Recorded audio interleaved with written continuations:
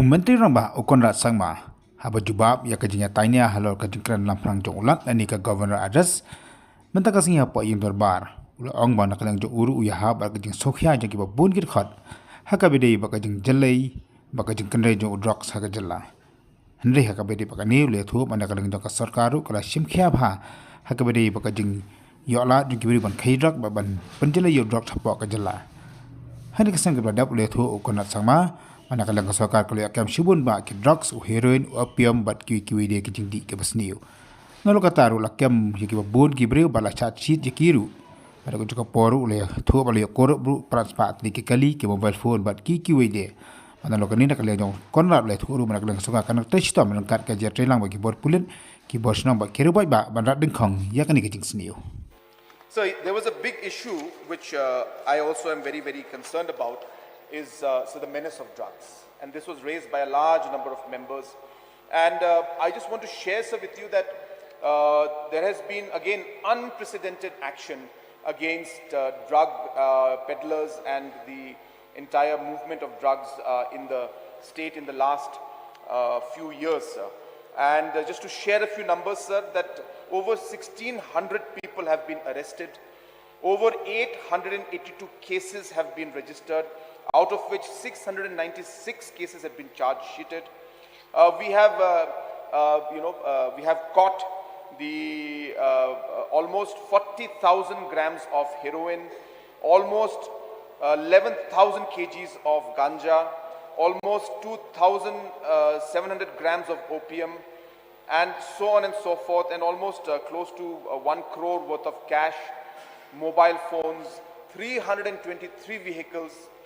So there has been a very aggressive movement from the Home Department under the leadership of our Deputy CM and the Deputy and the DG Police, who have been very firm on ensuring that the movement of drugs is stopped and we are able to take action against the people who are responsible for this. But so while we say that, it is a very difficult area, because being such a highly lucrative and high margin kind of a work or business, I don't want to call it a business, it's a very bad way to call it a business, but from the dealing point of view, since the margins are high, there are a lot of people who keep doing this, and therefore it is very challenging for the police sometimes. But yes, we are trying our best to ensure that we are able to address these issues and stop the flow. And at the same time, sir, as you're aware, we have come out with a very ambitious program called the Dream Project, which is again a project meant to really give a larger, more holistic approach to dealing with the drug issue, because it is not just about the supply, but it is about the rehabilitation, it is about providing different kind of support structure and ensuring that the drug addicts are given the guidance so that they don't go back to taking drugs again. So this Dream Project is a project which will work with different stakeholders, especially the community leaders, and try to work with the government and experts to ensure that we are able to address the issue of drugs in a much more broader and a holistic manner, sir.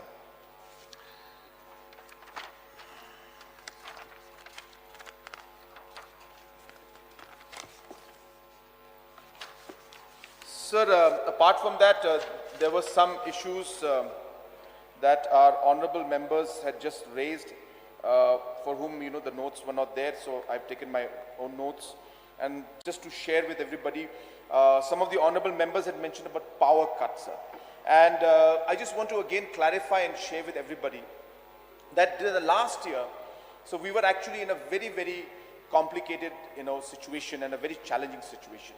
And I'll try to just explain how we have tried to change all of this, sir. So in the past, we had done something called power banking. And so we banked the power in terms of the units that we used to share. So if we were giving certain units, then we would take back the units at a later stage.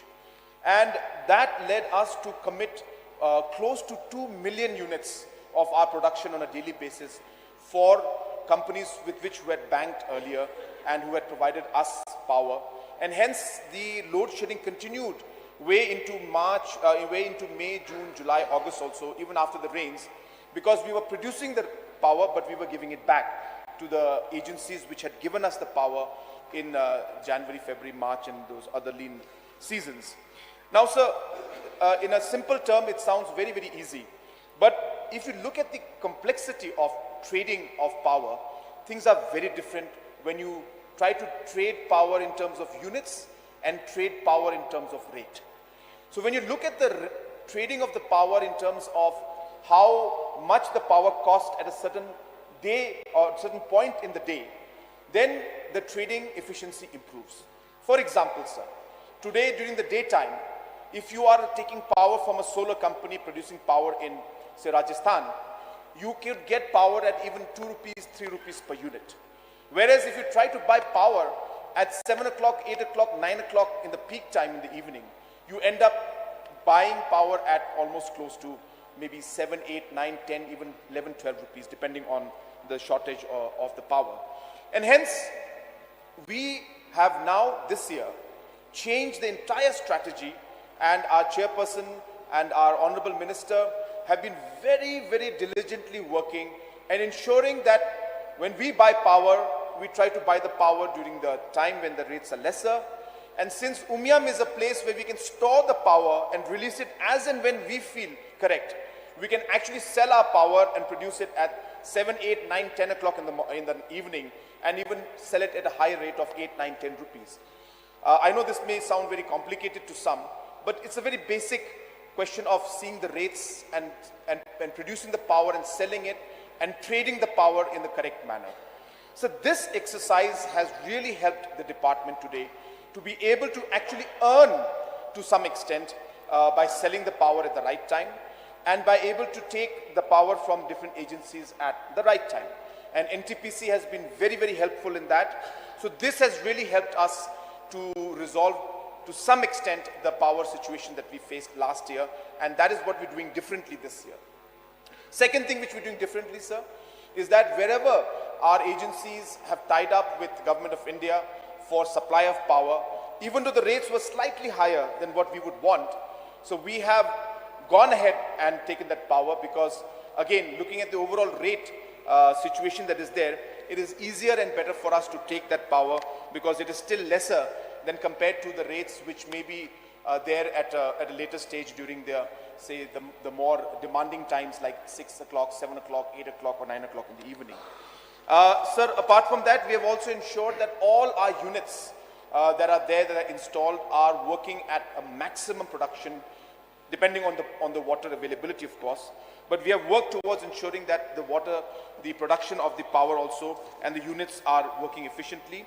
We have technical snags once in a while, but the team is on its toes, and we're ensuring that whenever the units have any technical snag, we resolve them at the earliest. So we do expect that this calendar year and this particular coming financial year, that we will not face the kind of challenges that we faced last year. I am not giving an assurance on the floor of the House that there will not be any load shedding, but we are quite sure that it will be bare minimum. It will be bare minimum, and we will try to give power in such a way that it is of minimum inconvenience to the people. And there are possibilities, there is a chance that we may actually be able to provide it fully, and we are working towards that. But as I said, it will be incorrect for me to give that assurance in the House. But as I said, that the situation will be nowhere close to what we faced last time. We have planned well, and I'm hoping that we'll be able to really take care of that situation and that issue, sir. So regarding the science colleges that were mentioned, we are aware of this problem and this issue, sir.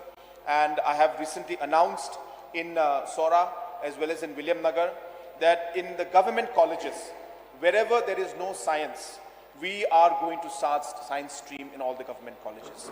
So this is going to happen, and yes, it's only a first step. We will see how we could expand it even further.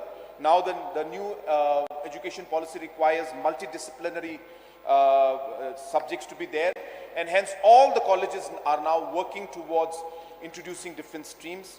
So we will see how the government can work together with them to facilitate that process. But to start with, the government colleges, all the government colleges will have science as well as commerce stream also